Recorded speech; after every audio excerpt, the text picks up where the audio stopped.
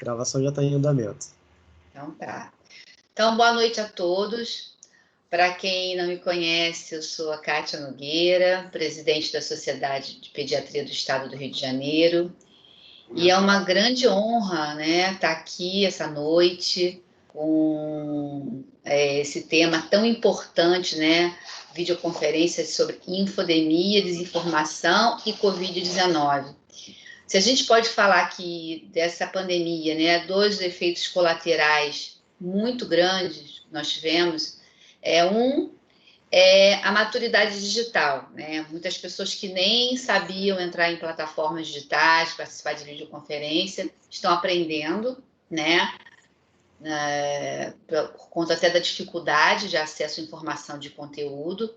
E outra é o que a gente está chamando agora de poluição de informações. É muita informação o tempo todo, quase 24 horas por dia, e muitas fake news. E nós, pediatras, nós somos bombardeados por vários questionamentos dos nossos pares, das famílias, dos nossos pacientes. Então, assim, esse tema veio muito, muito, muito a calhar, assim, de nós fazermos uma conferência sobre ele, porque estamos reféns de tanta informação que chega, pessoas não qualificadas, né? Qualificadas no sentido de não são técnicos para falar de um assunto e estão expondo opinião, e às vezes é só uma opinião, mas que nos ouvidos de muitos e de muitas famílias acaba sendo uma informação e até uma conduta a ser seguida, né? Então, esse tema é muito importante e eu quero agradecer imensamente ao Dr. Walter por estar aqui, Dr. Ricardo Barros, que vai ser o moderador, e a nossa querida presidente do Departamento Científico de Nutrologia, que é a doutora Mônica Morezon, que ela vai chegar daqui a pouquinho, tá? Eu vou passar agora a palavra para o Dr. Ricardo Barros, que vai apresentar o nosso palestrante dessa noite, e eu tenho certeza que nós teremos muito aprendizado agora. Ricardo, obrigada aí, por favor, passo a palavra para você. Boa noite a todos, é um prazer muito grande, todos sabem que a Soperj é minha segunda casa, fui presidente de 94 a 96, é um prazer muito grande, não só retornar para essa videoconferência, como para apresentar o Walter, que é um grande amigo de muita data, já temos muitas aulas juntas. O Walter é doutor em Ciência dos Alimentos pelo Instituto de Química da UFRJ, especialista em pediatria pela Sociedade Brasileira de Pediatria e membro do Comitê de Nutrologia da Soperj. Ele vai ativar bastante, digamos assim, a nossa curiosidade e eu vou sugerir a todos vocês que desliguem a câmera e o áudio. E se vocês olharem ao lado da mãozinha, vocês vão ver chat. Se vocês quiserem escrever e fazer perguntas, como eu sou moderador, eu vou tentar juntar todos no final para que o Walter possa responder. Vou passar, então, para o Walter. Boa aula, Walter. Obrigado, Ricardo. Obrigada.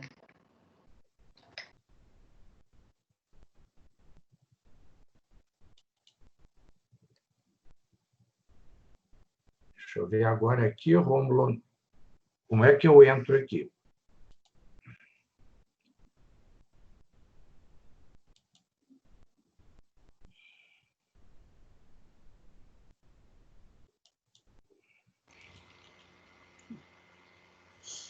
Quando aparecer, doutor, o quadrado, é só clicar nele, né, da tela toda. Aí o botão vai liberar, o compartilhar vai ficar azul, aí você clica no botão compartilhar. Estamos aí? Vamos ver, aguarda só um minutinho.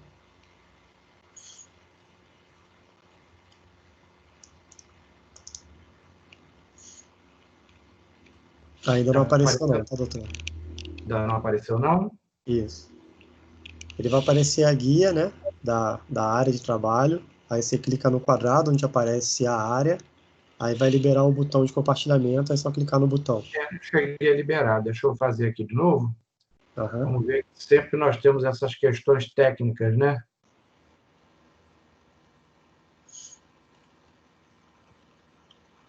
Vamos ver, está lento aqui, está rodando.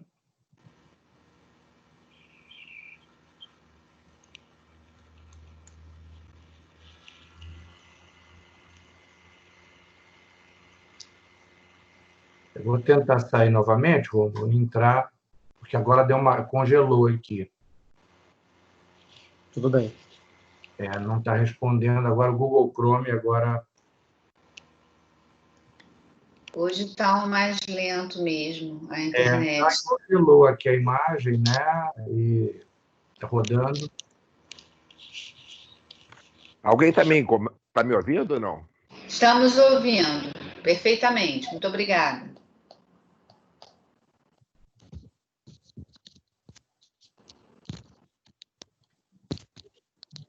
Ele não está respondendo. Não sei se eu saio aqui já de uma vez e...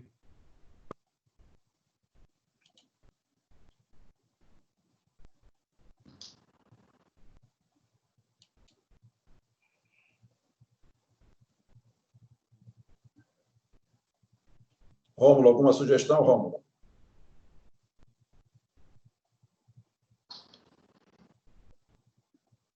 Ele está congelada a tela para mim aqui. Acho que vou tentar sair e entrar novamente. Talvez seja melhor. Vou ver aqui, vou fechar o programa. Você vai sair do Teams e entrar novamente? Pode ser. Não sei. O meu microfone estava fechado aqui, eu estava falando, não estava percebendo. Mas como travou o navegador, o ideal é ele fechar o navegador e retornar. Que aí a gente consegue colocar ele na reunião rápido aqui.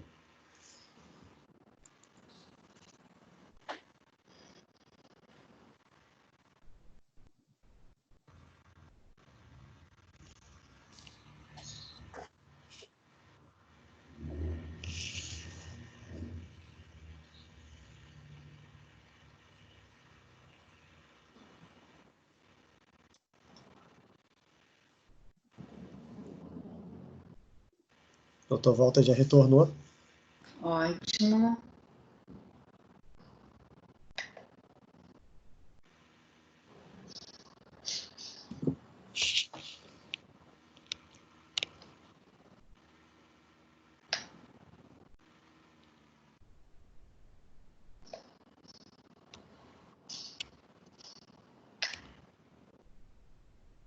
Doutor Silviano está aqui também.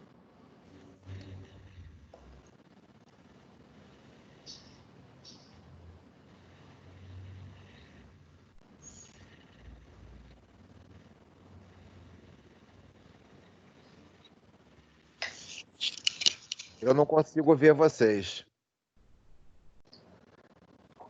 Eduardo, acabei de ouvir você, porque nós estamos todos desativados. Estão deixando para não como é que diz, não sobrecarregar muito para poder abrir a tela do Walter. Seja bem-vindo, Eduardo. É um prazer, Ricardo.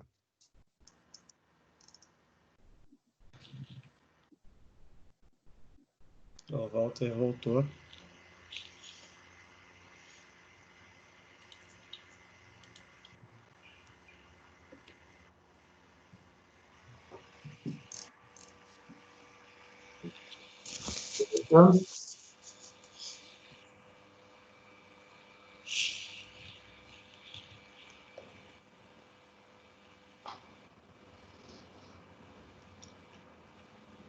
Vamos, está me ouvindo? Estou ouvindo sim, Sim. doutor. E a imagem está muito boa. Vou tentar reingressar de novo, então, tá? Perfeito. Aqui já entrei, vamos compartilhar, então, para a gente poder começar.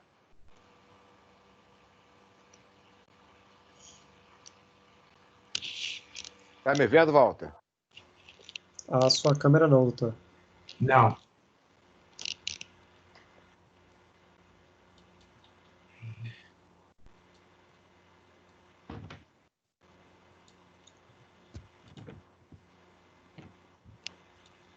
Isso. Coloque em tela... Isso. Pronto. Tá ótimo. Ok. Então, podemos começar. Um pouquinho de atraso. Tá? Queria agradecer inicialmente até o convite, Kátia, vindo da Sociedade de Pediatria do Rio de Janeiro. É um prazer também muito grande, nesse momento, eu ter como moderador o Ricardo Barros, né? Também, como ele já disse, amigo já de um longo tempo. e agradecer também a Mônica, né, pela indicação e eu estar aqui representando, na verdade, o nosso Comitê de Nutrologia. Esse assunto, né, muita gente, quando viu talvez o título, tem estranhado um pouquinho e imaginado, poxa, eu acho que o Walter deve ter errado ali no título, né, deve ter colocado infodemia em vez de epidemia, né, porque é um termo que ainda não está muito ainda corriqueiramente utilizado, né? Mas eu diria para vocês que é uma coisa que a gente deve começar a se familiarizar muito mais com ele. A Kátia já deu, de certa maneira, né, um toque inicial, e essa nossa palestra, eu posso dizer para vocês que ela, ao contrário, né, uma vez que a gente fala de Covid-19, a gente imagina que a gente vai discutir uma coisa talvez mais técnica, né? A gente tem tido lives sobre, por exemplo, as alterações pulmonares, sobre as manifestações em crianças, e eu diria para vocês que essa nossa conversa de hoje, vai ser muito mais uma forma de reflexão para a gente entender, né? Além de alguns dados que eu vou tentar municiar vocês também em relação mais especificamente, sim, à área de nutrição, ou pelo menos com alguma correlação com a área nutricional. Então, antes de mais nada, né, eu queria só declarar então, que não há conflito de interesse relacionado com essa minha apresentação, mas eu queria fazer uma ressalva, né, porém, também, que eu declaro ter todo interesse também em conflitos, né, através de argumentos que possam nos ajudar a aproximar da verdade.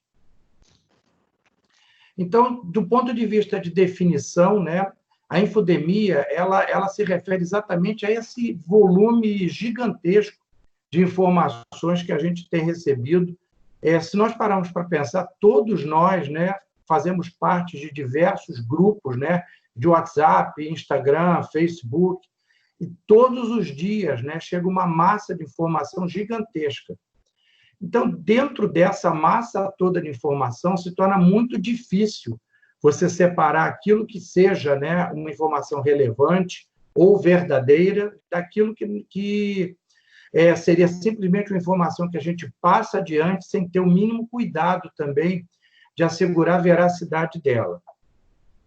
Se eu fosse perguntar aqui, né, e pedisse a alguém para levantar a mão, quem é que repassou a informação, sem ter nem lido, né, com cuidado, até apurado mais, eu vou ser o primeiro a passar, porque isso acontece com todo mundo, né? À medida que a gente vai se informando mais, a gente também vai tendo um pouco mais de cuidado em relação a isso. E a partir, então, desse avalanche de informações, né, que nós não conseguimos dar conta, a gente tem um agravante nisso aí, que é o que a gente chama de desinformação, né? Então, a Kátia chamou atenção para isso. Então, a desinformação ela vem acompanhada, né?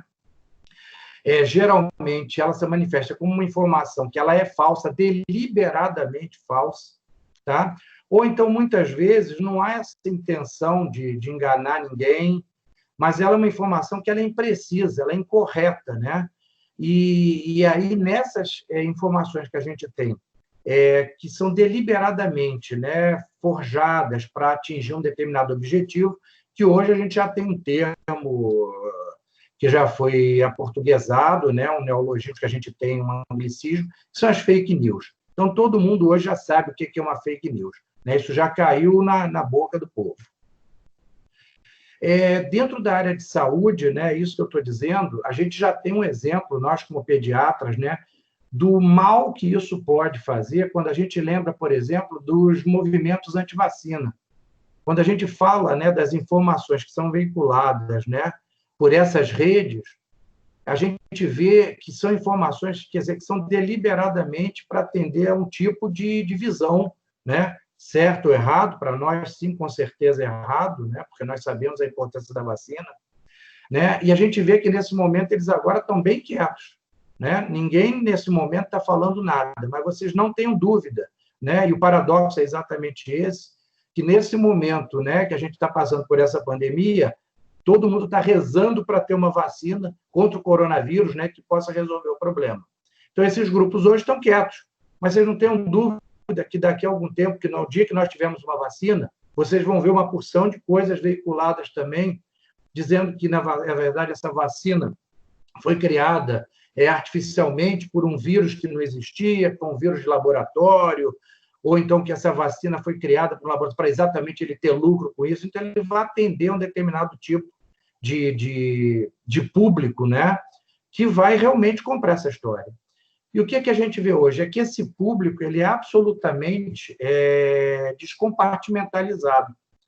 Então, hoje a gente não tem grupos, na verdade, que pensem de uma maneira mais homogênea. A gente tem vários subgrupos, né, que são estudados sociologicamente e que são vulneráveis a esses tipos de informação. Então, você vai adequando também a sua informação e atingindo gradativamente cada um desses grupos. Isso a gente não precisa dizer que isso é muito utilizado hoje em política, né? Então, a gente não vai tratar de política aqui, mas isso tudo que eu estou falando, ele se aplica não só à área de saúde, né? Mas a todas as áreas, na verdade, de participação cultural, participação humana. Então, hoje, a velocidade de informação ela é enorme. Se a gente pensar, por exemplo, fofoca e boato faz parte da humanidade, né? A diferença hoje é a rapidez com que essa informação ela é processada, né? Ela é veiculada, e não à toa que você fala em viralizar, né? Então, rapidamente, essa informação, a desinformação, que é mais preocupante, ela rapidamente ela se espalha, né? Então, vamos ver um pouquinho adiante. Eu trouxe alguns exemplos para vocês de coisas que eu pinto na internet, YouTube. Isso aí é uma área bastante fácil de você pegar, né? E eu procuro o tempo todo, né, pesquisar essas coisas também para a gente ver. E a gente vê coisas bastante absurdas nisso aí, né? Então, realmente, assim, de certa forma, o meu papel é procurar tudo aquilo, né? Eu já me dedico a isso já há algum tempo, aquilo que seja pseudociência, né? Então, a gente consegue pensar uma série de coisas. Com certeza, algumas dessas informações vocês receberam também veiculadas pela internet, e a gente vai comentar alguma delas.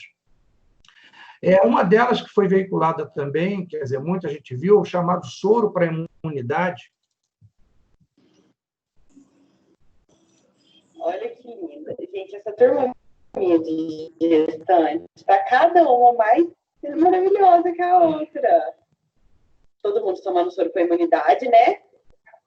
Ficar imune do corona. Galera, o pessoal está desesperado por causa do coronavírus. Meus pacientes estão vindo bastante fazer o soro para imunidade. Eu aconselho fazer, porque é um soro que a absorção é 100%, né, dos nutrientes. Eu coloco doses altas de vitaminas para imunidade e antioxidantes. Então, vale muito a pena fazer.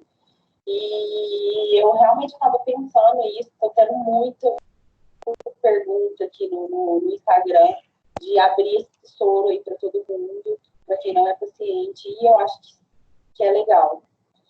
Eu pensei se tem alguma contraindicação, e não consegui encontrar nenhuma contraindicação para fazer o uso desse soro para a comunidade. Bom. Nesse caso aqui, a gente tem umas nuances que a gente tem que analisar. A primeira delas, eu acredito, quer dizer, me parece que até uma colega de boa formação, né? Não vai nenhuma crítica nesse aspecto, né? Mas é a forma como você faz isso. Em primeiro lugar, você utilizar, por exemplo, substâncias ou nutrientes, né, que estejam relacionadas à imunidade, não teria nada demais. A questão toda é você afirmar, né, que essa formulação ela teria algum papel contra o coronavírus. Então, você já está fazendo, na verdade, uma falsa comunicação. Então, isso já seria uma coisa que não seria aceitável. A segunda coisa, e eu acho que isso tem muito a ver também com a idade das pessoas, né, que estão muito acostumadas com esse tipo de mídia social e recebem e passam essas informações por esses meios. E não percebem também, por estarem tão acostumados a isso, de que você está infringindo algumas coisas até do próprio código, né, de ética médica. Seria fazer uma propaganda de alguma coisa que não tem comprovação, com o sentido de você ter vantagem financeira por conta disso. Tá? Então, eu acredito que, com certeza, essa colega não tenha feito isso com nenhuma intenção, que para ela isso seria natural. Você dizer que isso não seria uma coisa aceitável, para ela deve causar muita estranheza. Mas, infelizmente, isso ainda vem acontecendo. A gente vê propaganda de cirurgiões plásticos, né? Assim, que são absurdas, né? E as pessoas, eu acho que não têm noção, na verdade, do tipo de veiculação de propaganda, né, que a pessoa pode fazer, e utiliza essas mídias sociais para se autopromover também. Então, na verdade, soro de imunidade, então, soro para imunidade, desse ponto de vista, a gente utilizando, então, até essa terminologia, ele é feito. Então, essa é uma das formas de você, então, veicular também uma notícia que tem alguma veracidade, essa questão de nutrientes terem relação com imunidade de cada pessoa, mas o que não é correto é achar que ele, né, vai proteger contra o coronavírus. Um outro tipo de veiculação que a gente vê, isso em órgãos de imprensa, isso aqui foi uma postagem nos Estados Unidos, né, em que eles colocaram, né, que os hospitais de Nova York, os pacientes estavam sendo tratados, né, da Covid-19 com vitamina C. Aqui eu acho que não houve, quer dizer, uma intenção de enganar, mas você chamar atenção é uma distorção, na verdade, da informação. Então, o que a gente sabe? Que você pode utilizar, né, existem alguns que tentam utilizar vitamina C em pacientes sépticos, tá? Com questionamentos em relação ainda a esse uso. Isso não é uma prática corriqueira, tá? Mas seria muito mais ligados às possíveis ações antioxidantes, né, nos quadros sépticos. Seria uma tentativa de você, com isso, fazer com que o organismo daquela pessoa consiga algum grau de reação. Tá? Então, em alguns casos, né, de Covid-19, você teve, em alguns pacientes, utilização de vitamina C com esse intuito, porque eles acreditavam que eles estavam num quadro séptico. Então, o que você tem nesse momento? A gente sabe que tem um curso, né, inclusive na China, que foi o epicentro da epidemia, em hospitais que eles estão fazendo trabalhos, tentando comprovar se teria validade ou não do uso da vitamina C. E os resultados já estão previstos para setembro. Então, aqui está o trial, né? Quer dizer, a inscrição e o número, né, do estudo, e que a gente vai ter algum resultado. Então, isso é apenas um estudo, então não tem nada de comprovação em relação a isso. Tá? Então, a utilização de vitamina C, né, para tratamento da Covid-19, isso também é feito. Uma outra forma que existe também, né, de veiculação de notícias falsas, até no sentido também, muitas vezes, de informação, mas a ideia não é somente essa, foi essa aqui, utilizando até um programa de TV, falando que o coronavírus podia ajudar na prevenção do vírus, né? Do café diminuiria o risco, porque ele é muito rico de antioxidantes e minerais. A gente sabe que tem alguns antioxidantes estão sendo estudados, né? Mas a gente vai ver, quando a gente vai mais adiante um pouquinho, ver o seguinte, que essa matéria, na verdade, ela foi editada, né? A gente vê pela data aqui, já viu uma matéria feita que não tinha nenhuma relação com o coronavírus, em que, nesse programa, eles falavam da questão do café para a prevenção de algumas doenças, geralmente eram doenças crônicas também, a gente tem alguns estudos tentando associar café, por exemplo, com diabetes, com capacidade de aprendizado, como está aqui, melhoria da concentração, pelos efeitos, daí, nesse caso, da cafeína e não dos efeitos antioxidantes, mas a gente vê que essa matéria é de 2018, então você usou, na verdade, um cabeçalho, modificou e veiculou uma notícia que, na verdade, não é verdadeira, não existe nenhuma evidência de que o café proteja, na verdade, contra o coronavírus. Então, essa notícia também é falsa.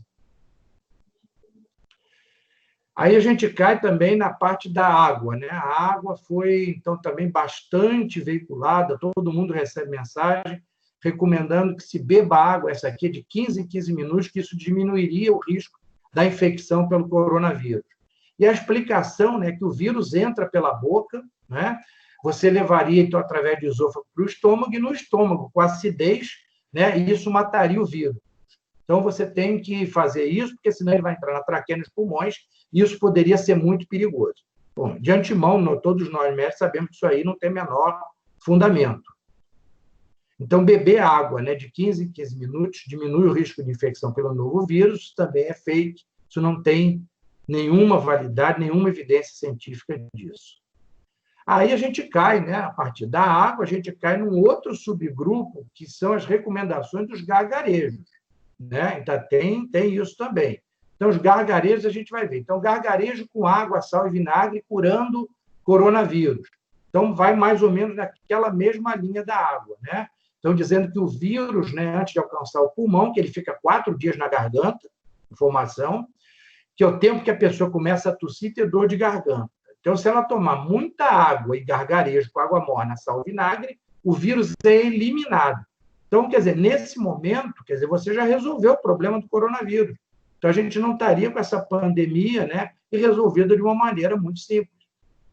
Então, a gente vê que, na verdade, isso aqui também não tem o menor fundamento. Aí a gente tem as variantes, né? Então, a gente tem o gargarejo com limão e bicarbonato de sódio.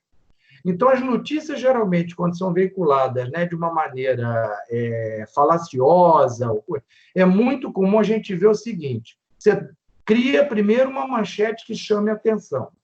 Segunda coisa, você bota alguma coisa, super notícia. E aí você vai municiando de informações. As informações vêm de Israel. Esse vírus não causou nenhuma morte, que já é um absurdo. Dizer que Israel não teve nenhum caso, isso não é verdadeiro. E aí você vem com uma receita. Aí você vem com as explicações depois, dizendo que esses dois componentes, o limão e o bicarbonato, eles alcalinizam o sistema imunológico, né? Eu não sei quem é capaz de alcalinizar o sistema imunológico. Pois quando a noite cai, o sistema se torna ácido e as defesas mais baixas, né? Então, isso é uma nova explicação para a fisiologia. E é por isso que o povo de Israel está relaxado com esse vírus. Todo mundo em Israel bebe um copo de água quente com limão e um pouco de bicarbonato de sódio. E aí a gente tem aqui um novo vídeo. Pessoal, tudo bem? Pessoal, eu sou o pastor Aldeício Oliveira, da Assembleia de Deus, em Praia Grande. Nossa igreja na Avenida Pau Brasil, 1746, Samambaia, aqui no litoral de São Paulo. O meu irmão mora nos Estados Unidos há quase 40 anos. E um judeu mandou uma receita para eles, que eu vou te mandar hoje para você. Vou te ensinar a fazer, tá bom? São 3 ingredientes muito fáceis, tá bom? Olha aqui, ó. Você vai ter o limão, meio copo de água morna, e você vai ter também o bicarbonato, ok?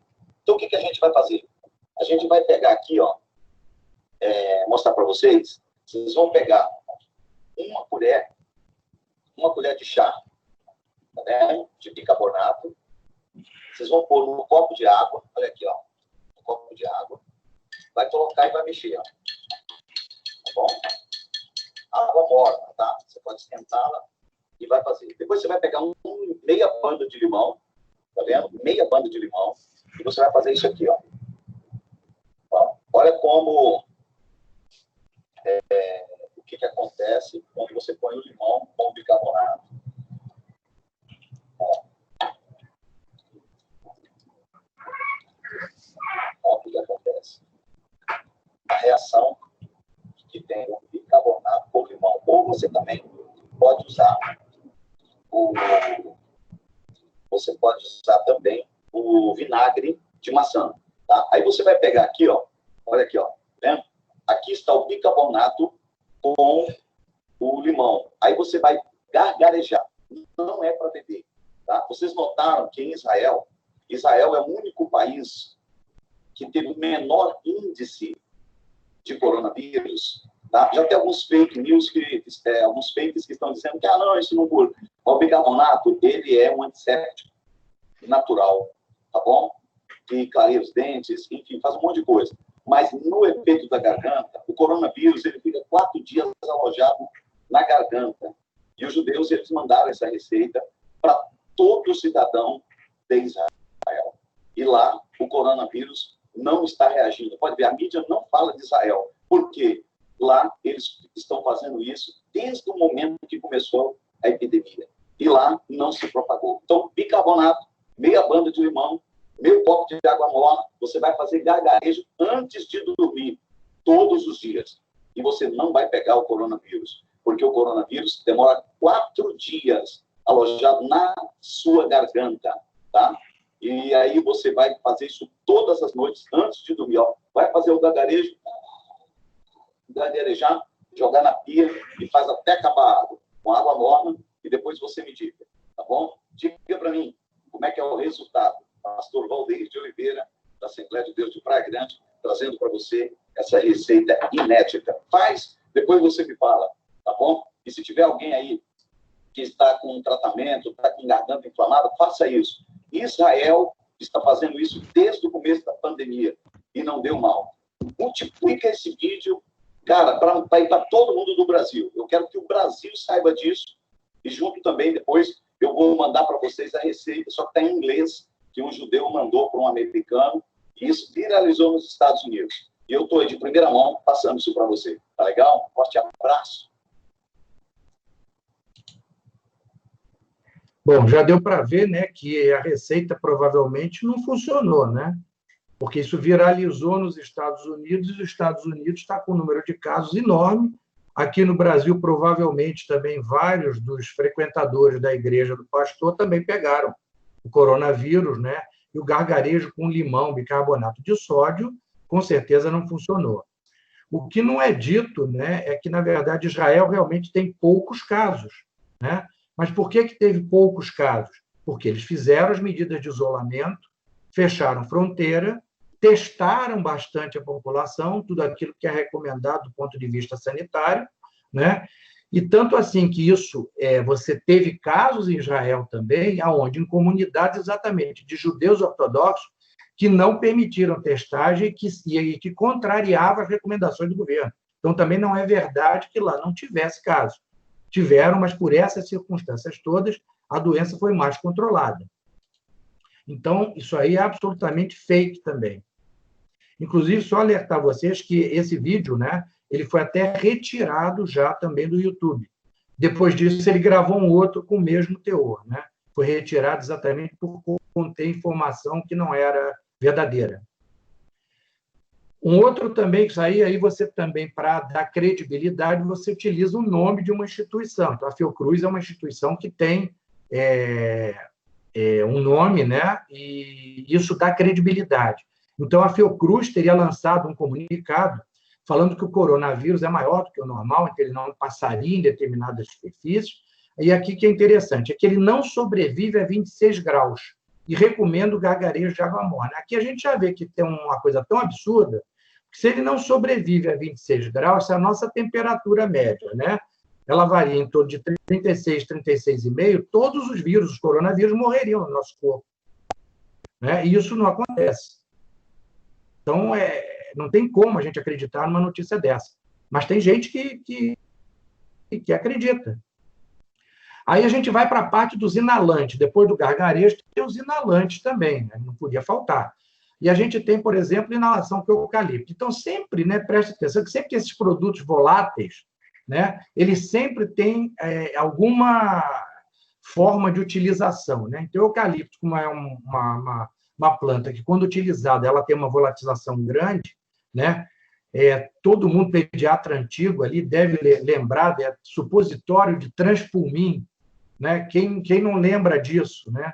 Então, a mãe colocava o supositório de Transpulmin, a criança evacuava, né? Porque aquilo irritava o intestino, eliminava aquele muco, e a mãe achava que era o catarro que estava saindo. Mas, na verdade, não era o muco do intestino que a criança estava eliminando. E a criança ficava exalando também um cheiro de eucalipto o tempo todo, que era uma das bases do supositório.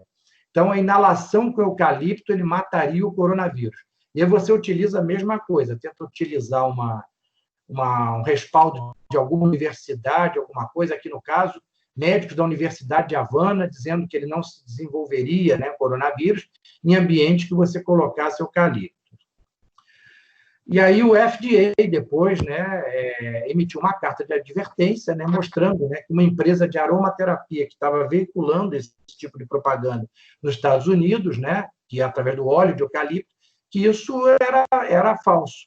né? Então, não existia, até aquele momento, nenhuma evidência, nenhuma data, nenhum produto, nenhuma vacina que realmente tivesse ação contra coronavírus. E, além disso, também, né, não há nenhum registro público de nenhum estudo, né, feito pela Universidade de Havana. Então, mais uma coisa falsa também veiculada pela internet. Agora, o setor de bebidas, né, então a gente já viu os gargarejos, a gente já tem os inalantes, a gente tem agora uma gama também que são as bebidas. Aqui a oferta é generosa, né? E aqui eu botei até a figurinha aqui do limão, porque o limão é quase que onipresente nessas bebidas, né? Então, o limão, talvez pela sua acidez e tudo, ele faz parte praticamente de todos essas receitas, né, que a gente tem. E aí tem uma história até interessante, né, para a gente ver, que é o seguinte, a gente tem receitas, né, de limão desde a época da gripe espanhola. Então, na gripe espanhola, né, você utilizava uma receita caseira, que era recomendada, que compreendia o seguinte, era o uso de limão, você utilizava também mel e colocava alho. Tá? Então, com essa receita, você fazia como se fosse um contraponto, né, para matar o vírus influenza naquele momento da gripe espanhola. E aí, só como curiosidade também, porque eu estou contando isso, é que a partir exatamente dessa receita inicial, que com as modificações que foram feitas, essa é uma das versões que a gente tem, né, em que o alho, né, ele foi substituído depois por açúcar e o mel também, foi acrescido ali também um pouquinho de álcool, né, através de aguardente, e a gente teve a criação da caipirinha em Piracicaba. Então, essa é uma das histórias, né, do surgimento da caipirinha, né, como uma bebida nacional. Ela teria vindo, né, a partir de uma receita que seria contra a gripe espanhola.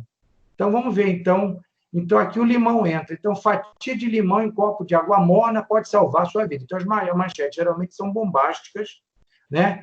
E a gente vê, geralmente, alguém falando, sou estudante na universidade de ciências médicas na China, e a gente viu aqui que fala o seguinte, cita o nome de um profissional que, na verdade, se você for pesquisar depois, ele não existe, o hospital não reconhece, esse médico não existe.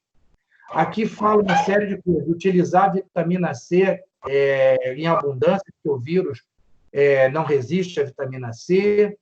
Aqui fala também, é uma informação errada, dizendo que o vírus foi causado, na verdade, por uma fusão do gene de uma cobra e um morcego, né? E tem outras coisas, né?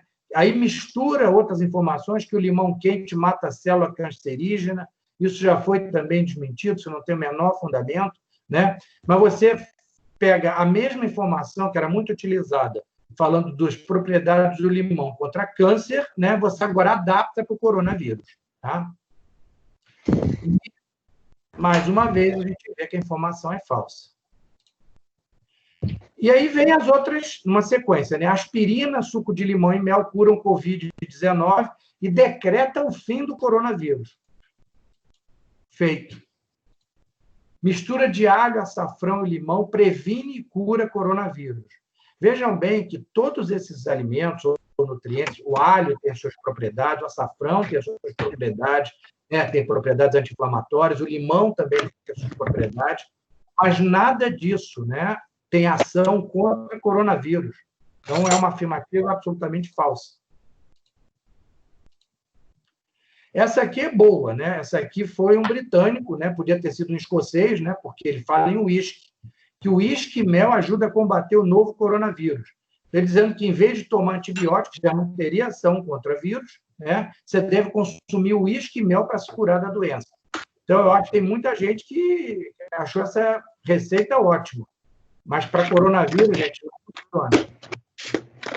Nessa mesma, né, vibe aí também, a gente tem, essa eu sei que muita gente gosta aqui, eu sei que inclusive colegas nossos também, essa aqui dizer que o vinho curava e preveniu o coronavírus, né? E que os produtores de vinho se beneficiariam da medida provisória do governo. Então, duas boas notícias. Descobriram que o vinho cura e previne coronavírus e o governo criou a medida provisória 937, que reconhece como remédio e beneficia os produtores. Primeiro que o vinho não cura. O vinho tem outras propriedades, continue bebendo seu vinho, não há problema nenhum. E a outra notícia aqui é que essa medida provisória absolutamente não trata de nenhum benefício para os produtores. Ela simplesmente era medida emergencial, exatamente dessa ajuda que o governo ia dar, desse auxílio emergencial financeiro para as pessoas que estavam passando agora com dificuldade pela pandemia. Mas nenhuma referência a produtores de vinho. Então, falsa. Mas pode tomar o vinho. Chá de folha de boldo também, a cura do coronavírus, aí a gente já envereda também pelo caminho da pseudofitoterapia, né, também, sem nenhuma evidência científica. Tá? Não tem nada que mostre que chá de boldo seja bom para isso. Aqui tem uma, né, informação agora, que a gente vai ver que mistura uma informação que não é correta, e a gente vê que, nesse caso, você tem também a disputa política, né? Quando a gente falava por causa da questão da cloroquina. Então, não vou entrar no mérito, né, da discussão política do uso ou não da cloroquina, a gente vai analisar aqui só como uma coisa é veiculada.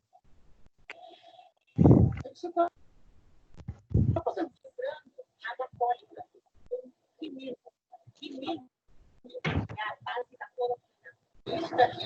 pode comprar tanto no supermercado como eu estou fazendo, como na conveniência do bairro da isso, a Globo não desconta.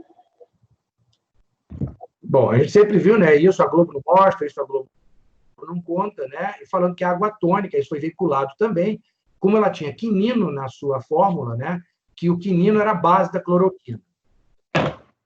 Então, água tônica, né, curando o coronavírus, quinino da cloroquina. Isso não é verdade. Tá? A água tônica realmente tem uma quantidade bem pequena, 5 miligramas, né, no volume total que ela tem.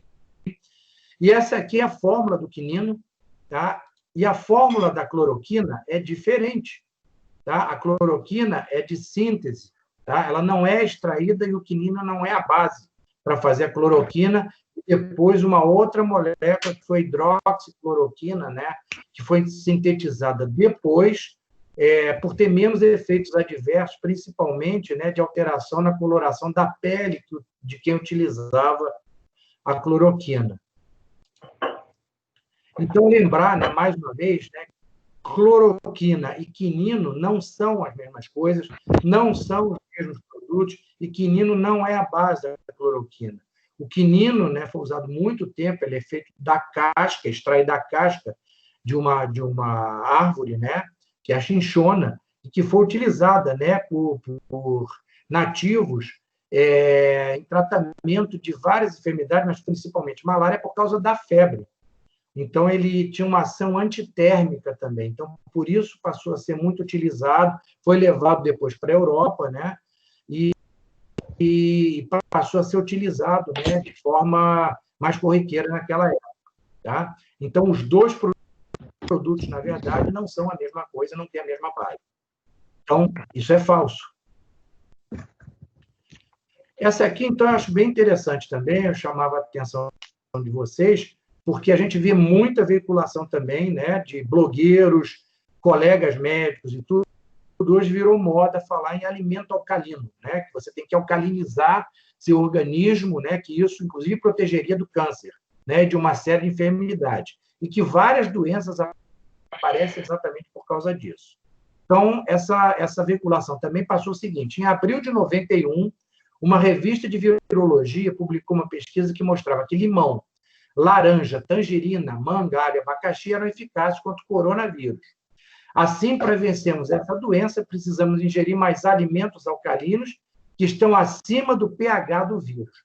Então, vamos analisar essas informações. Em primeiro lugar, né, vamos ver aqui, falando, então, ele cita limão, abacate e alho. E aí, dessa veiculação, uma dessas, falava que o limão tem um pH de 9,9. Limão, gente, é ácido. 9,9, o limão seria alcalino. Então, o pH do limão é em torno de 2, 2,5, 3. Então, não tem... O limão é ácido. Outra coisa, aí é citado o abacate com pH de 15,6. Tabela de pH vai até 14. Então, 15,6 já dá para ver que isso aqui é absolutamente incorreto. Alho, 13,2. Então, a desinformação já começa aqui. Mas vamos um pouquinho mais adiante. Então, vamos analisar. Esse artigo publicado no jornal, realmente ele foi publicado, falava de coronavírus, mas de outro coronavírus, que era o MHV4. Coronavírus é uma família. Tá? Então, naquela época, não existia o SARS-CoV-2. Outra coisa, o artigo da revista não dizia que esse vírus, né, o coronavírus, tinha certo nível intervalo de pH. Vírus não tem pH. O objetivo do estudo era outro, ele não tinha nenhum interesse de ver o que acontecia. Né? O interesse dele era ver que as células de camundongo, como elas eram infectadas pelo vírus. Então, não há nenhuma citação também de lista de alimento no artigo. Então, você pega um artigo que realmente foi publicado e você enxerta uma outra informação que não é correta para criar uma certa lógica e você veicular uma desinformação. Então, volta, novamente, o vírus então, que causa é a SARS-CoV-2 e o novo coronavírus não tinha sido identificado em 91. Então, portanto, né, essa notícia também é falsa. Utilização de alimento alcalinizando, né, o organismo, mesmo porque o organismo ele tem mecanismos para neutralizar a acidez. Né? Então, o nosso organismo ele trabalha com pH num nível muito estreito. Então, não se modifica pH simplesmente por ingestão de alimento. E esse, por último, aqui, que eu vou mostrar para vocês, tá?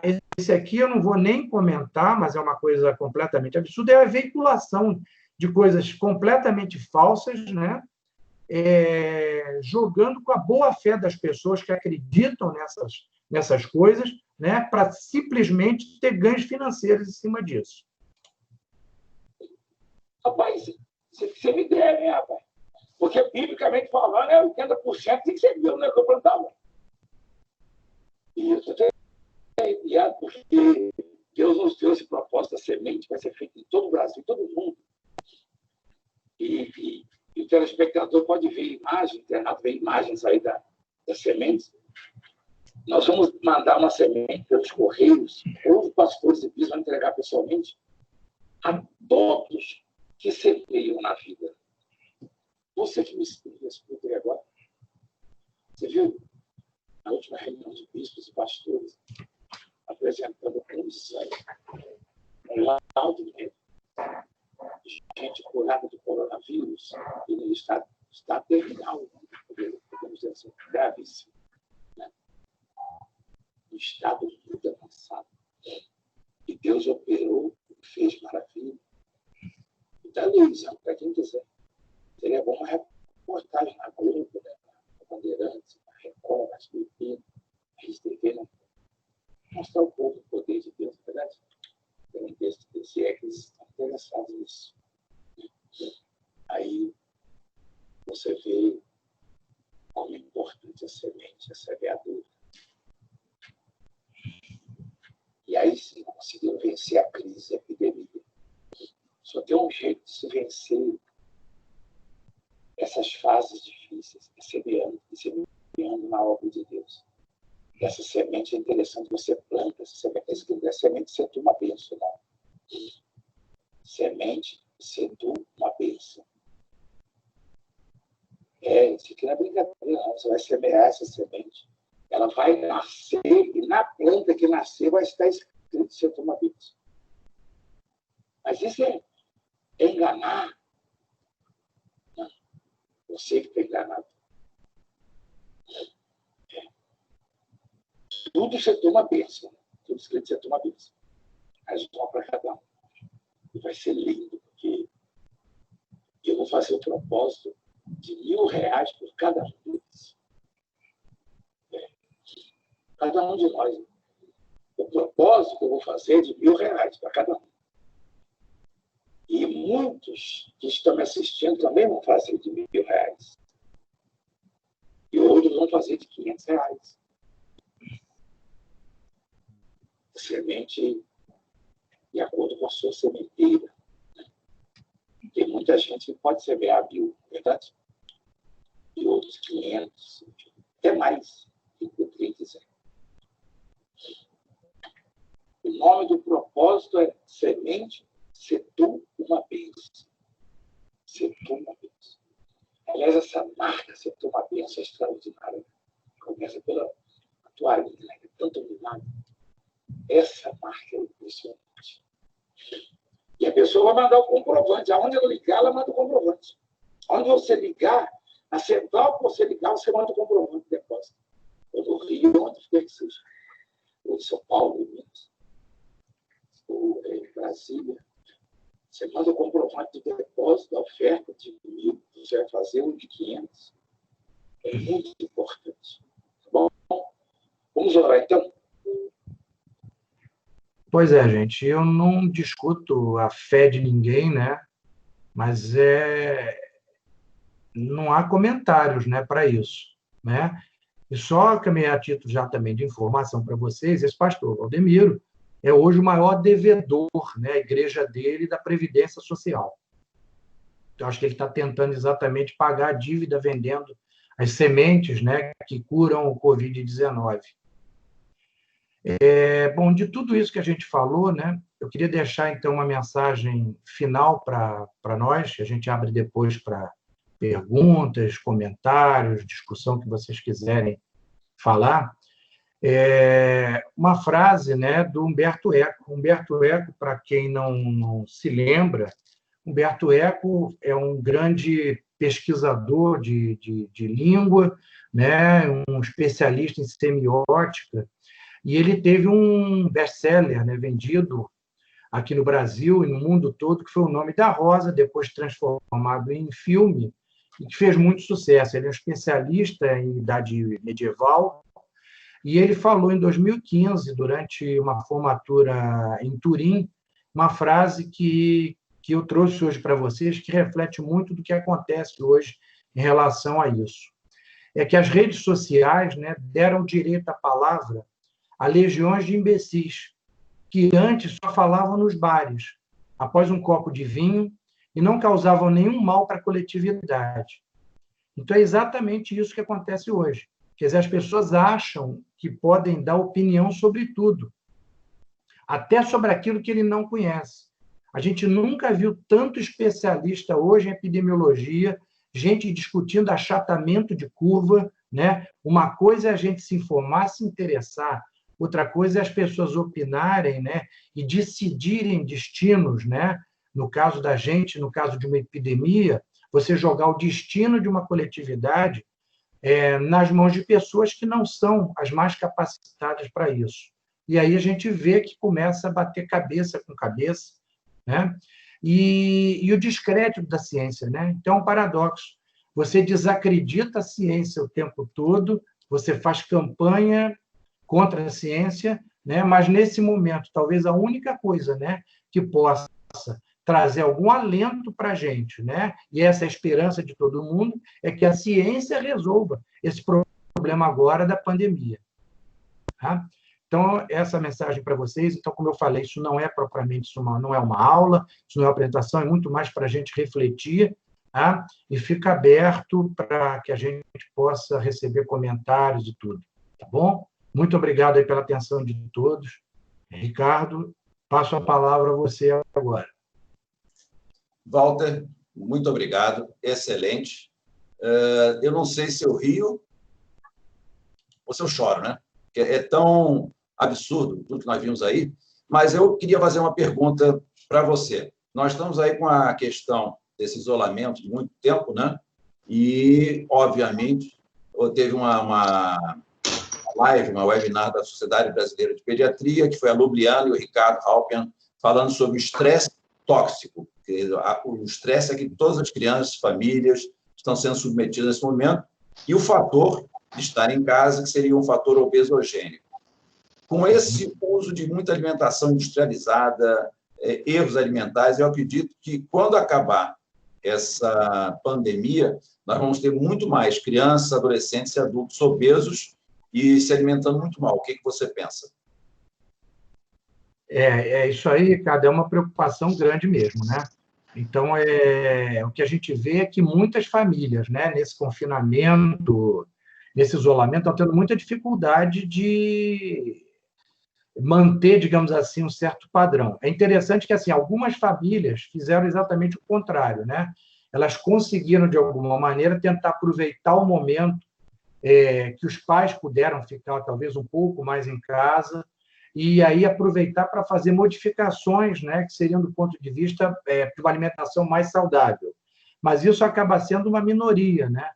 Na verdade, o que acontece é que a inatividade também das crianças, né, favorece isso, né? Elas estão menos ativas, porque estão brincando menos, em espaços menores, muitas vezes ficando a maior parte das vezes em casa, né? E aí sim, tendem a se alimentar mais, a ficarem mais tempo na frente de TV, de telas, né? Que a gente sabe que isso é outro fator obesogênico também, o tempo de permanência em frente à tela, e acabam ingerindo coisas que aumentam a quantidade de calorias, sem dúvida nenhuma, né? Isso, com certeza, Ricardo, nós vamos sentir nos nossos consultórios, né? Quer dizer, esse aumento, provavelmente, de crianças. Algumas crianças que eu tenho acompanhamento, eu já sei na volta do consultório que eu vou pegar uma situação pior do que quando a gente viu pela última vez. Certo. Uma outra pergunta, Walter. E essas vitaminas imunomoduladores, zinco, ômega 3, o que você pensa de tudo isso? Tem muito pediatra perguntando sobre isso. Olha só, na verdade, a gente sabe que vários desses nutrientes, né, alguns dos papéis que eles desempenham têm relação efetivamente com a imunidade. Tá? A gente pode citar o zinco, a gente pode falar da questão do ômega 3, do DHA, por exemplo, para ter uma ação anti-inflamatória.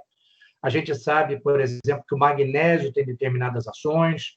Agora, o que acontece? Você ficar ingerindo nessas substâncias, imaginando que você vai aumentar a imunidade, esqueci de citar uma das mais faladas, que é a vitamina D, né?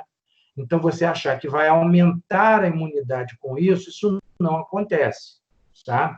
Quem vai realmente ter benefício em relação ao uso desses nutrientes vão ser aquelas pessoas que estão com eles em deficiência, tá? E a gente sabe que algumas dessas deficiências, né, principalmente os de micronutrientes, elas não têm sintomatologia, né, o que a gente chama de fome oculta. Então, hoje a gente tem muito menos, né, pessoas com deficiência calórica, a gente costuma ter mais, ao contrário, excesso de caloria, mas pessoas não bem nutridas, porque estão recebendo pouco micronutriente. Tá? Então, essas pessoas, com certeza, né, por estarem deficientes, ao fazerem, eventualmente, a suplementação, vão melhorar a sua resposta imunitária. Né? Agora, eu queria só alertar pelo seguinte, é que não existe, né, a gente vê certas propagandas de divulgação de você ter um boost, né, um booster de imunidade, vou catapultar a minha imunidade tomando tal coisa. Isso não vai acontecer. Né? A imunidade ela vai trabalhar em determinado nível. Você vai ter interferentes que vão atrapalhar essa imunidade. Se você tiver uma alimentação adequada, né, recebendo todos os nutrientes, provavelmente sua imunidade ela está respondendo da maneira adequada. Ingerir a mais não vai melhorar essa imunidade. Tá? Agora, eu me lembrei, você, como perguntou anteriormente, da questão da obesidade, lembrar, né, que o obeso, a criança obesa, por exemplo, ela costuma ter também, na sua dosagem de vitamina D, quer dizer, uma deficiência funcional. Por quê? Porque a vitamina D, por ela ser lipossolúvel, né, ela geralmente fica aprisionada no tecido adiposo. Então, ela não vai atuar onde ela atua. Tá? Então, você acaba criando uma deficiência funcional pelo fato dessa pessoa ser obesa. Tá? Então, essas crianças merecem, às vezes, uma atenção e, às vezes, sim, pensar numa suplementação para que você atinja níveis que sejam mais adequados para a resposta imunitária. Certo. Eu vou aproveitar para fazer uma propaganda. Na semana passada, a Sociedade Brasileira de Pediatria lançou uma nota de alerta, um documento científico que foi produzido por mim e pelo grupo de trabalho de atividade física, junto com professores de educação física.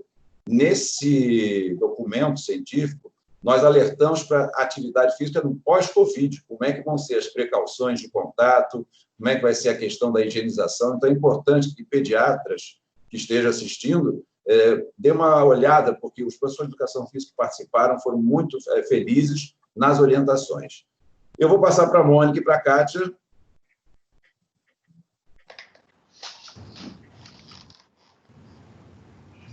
Voltei. Aula magnífica, Kátia. bastante esclarecedora. Obrigada, Walter. Prazer, Kátia. E realmente nós somos bombardeados no dia a dia de informações. Você imagina o WhatsApp do pediatra geral como está, né? Com certeza. Os parentes próximos, avós também, querendo dar o melhor, e, enfim, houve informação e não, às vezes não tem um critério, porque vê até uma autoridade falando, recomendando, né? Então, nós temos que fazer, além do trabalho que a gente já faz, ainda dar luz aí na questão das verdades, né? Na nossa palestra, cara, eu tentei focar mais, né, na questão de nutrientes, ou alguma coisa correlata a isso, né? Mas, com certeza, todos nós pediatras, nós recebemos muitas perguntas também, muito relacionadas a medicamentos, né? Também.